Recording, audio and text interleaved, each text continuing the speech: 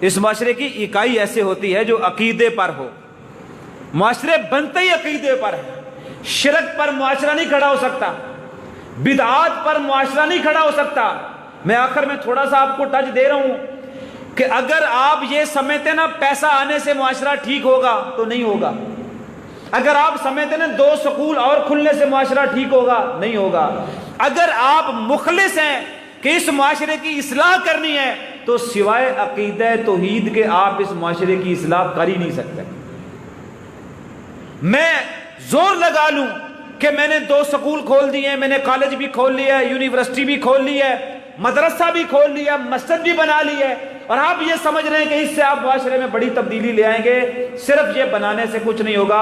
آپ کو اپنے لوگوں کو عقیدے کی بنیادی اصطلاحات جو ہیں مضبوطی کے ساتھ دینی پڑے گی. وہ ایسے ہی ام حبیبہ کے گھر ابو سفیان گئے, بیٹی تھی, تھک ہار کے بھی آئے ہوئے تھے, سفر بھی لمبا کیا تھا, اور جب وہاں پہ پہنچے تو بیٹی نے بستر جو ہے نا وہ گول کر کے بستر اونچا رکھ دیا. تو حضرت ابو سفیان پوچھتے ہیں رضی اللہ تعالیٰ عنہ, بیٹا والد کے آنے پر بیٹیاں ایک اچھا بستر بچھاتی ہیں اور تم نے بستر کو لپیٹ لیا, تو مجھے تو صرف آپ سے یہ پوچھنا تھا کہ مجھے اس بستر کے قابل نہیں سمجھا یا یہ بستر میرے قابل نہیں, میری عظمت اتنی ہے. تو ایک بیٹی اپنے والد کو جواب دیتے ہوئے دکھ ہوتا ہے, لیکن کہا کہ اصل میں آپ اس قابل ہی نہیں ہیں کہ اس بستر پہ بیٹھیں آپ. یہ وہ معاشرے کی اکائی ہے. آپ اس قابل ہی, میرے والد ہیں آپ, لیکن آپ اس قابل نہیں کیونکہ آپ اس وقت شرک پر زندگی بسر کر رہے ہیں, اور یہ پاک بستر نبی کریم صلی اللہ علیہ وسلم کا ہے. میں ایک مشرک کو کیسے اپنے پاک نبی کے بستر پر بٹھا دوں؟ لہذا میں نے وہ بستر لپیٹ کر میں نے رکھ دیا ہے.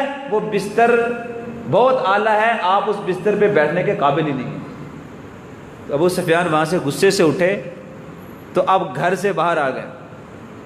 باہر آ کے فوری طور پہ نا نبی کریم صلی اللہ علیہ وسلم سے ڈائریکٹ ملنے کی کوشش کی, بات کرنے کی کوشش کی کہ میں وقت چاہتا ہوں, معاہدوں کو پھر سے طے کرنا چاہتا ہوں. آپ نے معذرت کر لی, آپ نے کہا کہ نہیں, آپ نے ہمارے لوگوں کو مارا ہے, آپ نے مجھے تکلیف پہنچائی ہے, لہذا میرے لوگوں کو مارنے پر اب ایسے تو معاہدہ نہیں کریں گے ہم تمہارے ساتھ. وہاں سے نکلے سیدھے ابو بکر صدیق کے پاس ہے رضی اللہ تعالی عنہ. تو انہوں نے کہا معذرت, اس حوالے سے تو میں آپ کی مدد کرنے سے رہا. وہاں سے نکلے تو وہ عمر بن خطاب کے پاس آئے رضی اللہ تعالی عنہ کے پاس. کیسے ایک معاشرہ ترتیب دیا ہوا ہے. ان کے ہاتھ میں نا ایک روایت میں آتا ہے چھوٹی سی کوئی پیلو کا درخت, اس کی چھوٹی سی چھڑی تھی, ویسے ہاتھ میں پکڑے بیٹھے ہوئے تھے. تو جب ابو سفیان سامنے آئے اور کہا کہ میں تو بات کرنے آیا ہوں کہ نبی کریم صلی اللہ علیہ وسلم سے معاہدے کو دوبارہ سے ہم کر لیں, تو ایک روایت میں آتا ہے عمر بن خطاب نے کہا یہ چھوٹے سا وہ دیکھ رہے ہو اتنا سا تنا,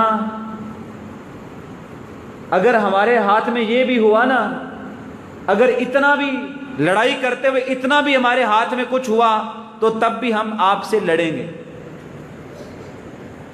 آپ نے جو کیا آد شکنی کی, ہم آپ کو, ایک روایت میں آتا ہے کہ آپ نے وہاں پہ کچھ کینکر پڑے تھے وہ اٹھائے, کہ ایک مٹھی بھر کینکر بھی اگر عمر بن خطاب کی مٹھی میں ہوئے نا تو تم سے لڑیں گے ہم. وہ سمجھ گئے کہ یہ اتنا بہترین معاشرہ بنا ہوا ہے, ان کی خواتین سے لے کے ان کے لیڈر تک, ان کے صحابہ تک, ان کے بزرگوں تک, نوجوانوں تک, سب کے اندر ایک جیسا رویہ بھرا ہوا ہے. وہ صحیح کو صحیح کہتے ہیں, غلط کو غلط کہتے ہیں. آپ جس معاشرے میں رہتے ہیں اس معاشرے کو ٹھیک کرنے کے لیے سب سے بنیادی اصول یہ ہے کہ جب تک آپ لوگوں کو اللہ کی توحید اور عقیدے کی اصلاح نہیں کرتے, آپ معاشرے کے اندر جتنی مرضی